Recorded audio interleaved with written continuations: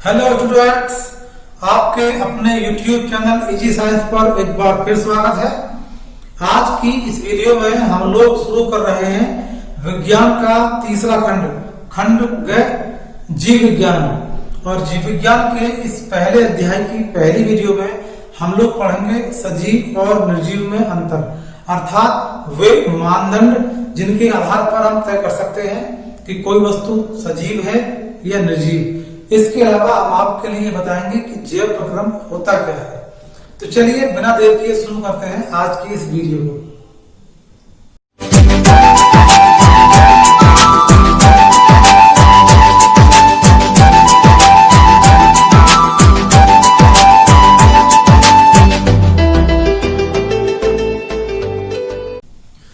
छात्रों, सबसे पहले हम लोग बात करते हैं सजीव या निर्जीव की। देखिए, जीव विज्ञान के आधार पर हम सभी वस्तुओं को दो वर्गों में विभाजित कर सकते हैं।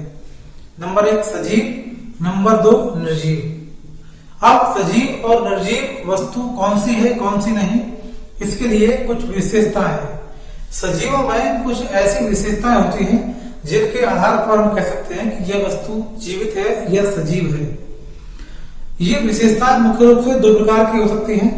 एक वे जिन्हें हम सामान्यतः प्रत्यक्ष रूप से देख सकते हैं, जैसे गति या प्रचलन यानी मोशन, वृद्धि या शरीर के अंगों में हलचल होना।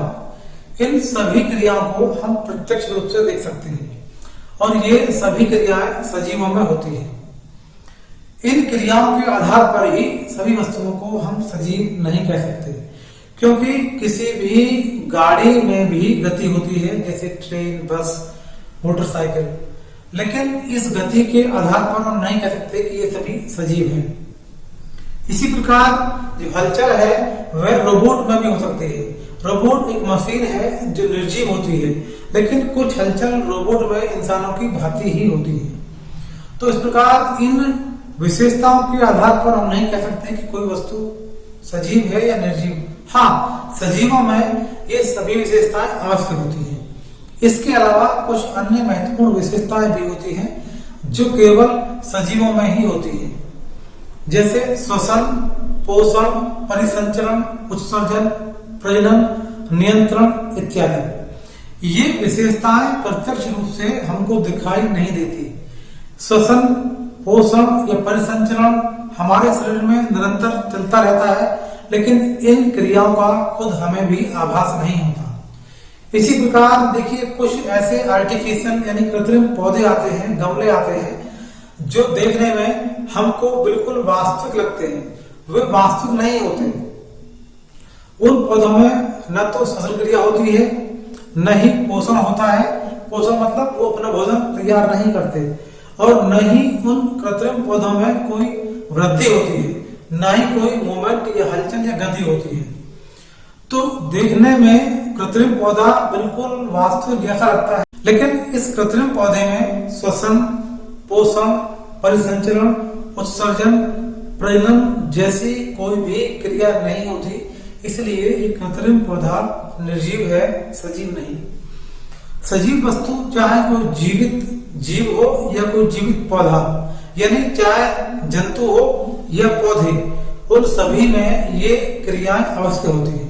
तो हम मुख्य रूप से देखते हैं कि जिन भी वस्तुओं में गति, वृद्धि, श्वसन, पोषण, परिसंचरण, उत्सर्जन, प्रजनन, नियंत्रण, ये सभी क्रियाएं या विशेषताएं होती हैं, उन्हें हम सजीव कहते हैं। निर्जीवों में हो सकता है कि इनमें से एक दो विशेषता हो, लेकिन सभी विशेषताएं नहीं होती। किसी रबड़ के टुकड़े को यदि हम किसी केरोसिन ऑयल में डाल देते हैं तो कुछ समय पश्चात वह फूलकर मोटा हो जाता है, यानी उसके आकार में वृद्धि हो जाती है। तो इसका मतलब ये नहीं कि वह सजीव है, क्यों कि वृद्धि के अलावा अन्य कई क्रियाएं हैं जो सजीवों में होनी चाहिए। तो सजीव चाहे एक कोशिकीय हो चाहे बहुकोशिकीय, सभी सजीवों में ये समस्त क्रियाएं होती हैं, और इन क्रियाओं के आधार पर ही हम कह सकते हैं कि कोई वस्तु सजीव है या कोई वस्तु निर्जीव है। देखिए, एक और महत्वपूर्ण बात, एक विषाणु होता है जिसे हम बोलते हैं वायरस।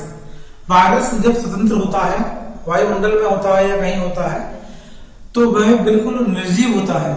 विषाणु में कोई भी इस प्रकार की क्रिया नहीं होती जो जीवों में या सजीवों में होनी चाहिए।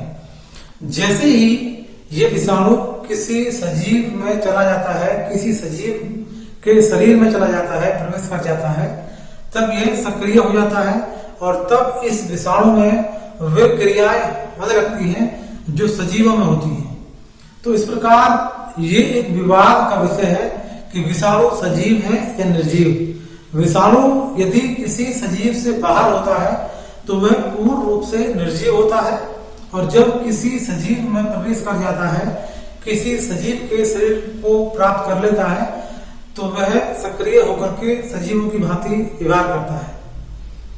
तो इसीलिए विषाणु को सजीव और निर्जीव के बीच की कड़ी कहा जाता है। निर्जीव और सजीव के बीच की कड़ी का मतलब है कि विषाणु में निर्जीव और सजीव दोनों के ही गुण होते हैं। यदि आप हमारे चैनल पर नए हैं तो कृपया चैनल को सब्सक्राइब कर लीजिए और पास में ही बने बेल आइकन को भी दबाइए, जिससे कोई भी नोटिफिकेशन आपको तुरंत मिल सके। चलिए आगे बात करते हैं जैव प्रकरण की। देखिए, अब मैं बोल रहा हूं या अपने शरीर के अंगों को हिला रहा हूं, तो इस सब में ऊर्जा नष्ट हो रही है, यानी मैं अपने शरीर से ऊर्जा खो रहा हूं। लगातार काम करने से शरीर से ऊर्जा नष्ट होती है, हमें थकान महसूस होती है, कभी कभी किसी बीमारी से दर्द होता है, ये भूख लगती है। तो इन सब कामों के लिए शरीर में अनेक क्रियाएं ऐसी होती हैं जो इन समस्याओं का निराकरण करती हैं। ये यूं कहिए, ये सभी क्रियाएं शरीर को मेंटेन रखती है, शरीर का मेंटेनेंस करती हैं। मेंटेनेंस को ही हिंदी में हम कहते हैं अनुरक्षण। तो हमारे शरीर में लगातार ऐसी क्रियाएं होती रहती हैं जो शरीर को मेंटेन रखती हैं या शरीर को अनुरक्षण प्रदान करती है। तो हमारे शरीर के अनुरक्षण के लिए जो भी क्रियाएं होती रहती हैं, उन सभी क्रियाओं को सामूहिक रूप से हम कहते हैं जैव प्रकरण। तो किसी भी जीवधारी के शरीर के लिए जो क्रियाएं होती रहती हैं, उन सभी क्रियाओं को सामूहिक रूप से हम जैव प्रकरण यानी लाइफ प्रोसेसेस या प्रोसेसेस ऑफ लाइफ कहते हैं। और ये सभी क्रियाएं सजीवों के अनुरक्षण के लिए आवश्यक होती है।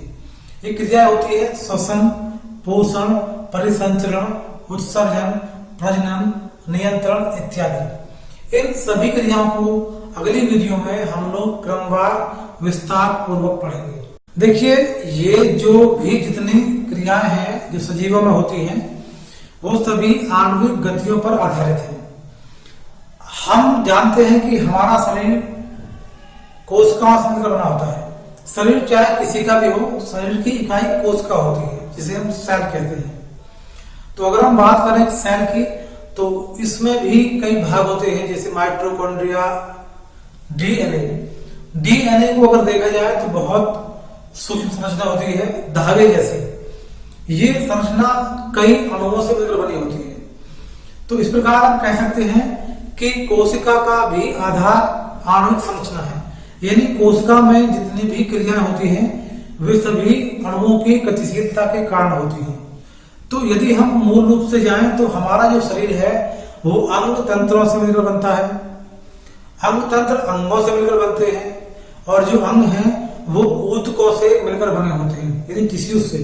और जितने भी ऊतक हैं वो कोशिकाओं से मिलकर बने होते हैं।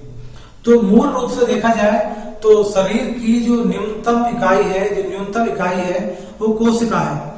और कोशिका में जितनी भी क्रियाएं होती हैं वो अणुओं की गतिशीलता के आधार पर होती है। तो यदि हम जैविक क्रियाओं की बात करें, चाहे वो श्वसन हो, चाहे वो पोषण हो, चाहे वो परिसंचरण हो, वो सभी क्रियाएं मूल रूप से कोशिकाओं की क्रिया के आधार पर होती है। वे सभी क्रियाएं मूल रूप से आणविक गति के आधार पर होती है। आज की वीडियो में बस इतना ही, फिर मिलेंगे एक नई वीडियो के साथ। यदि ये वीडियो आपको अच्छी लगी हो तो वीडियो को शेयर कीजिए, लाइक कीजिए और हमारे चैनल को सब्सक्राइब कर लीजिए, जिससे इसी प्रकार की महत्वपूर्ण वीडियो आपको लगातार प्राप्त होती रहे।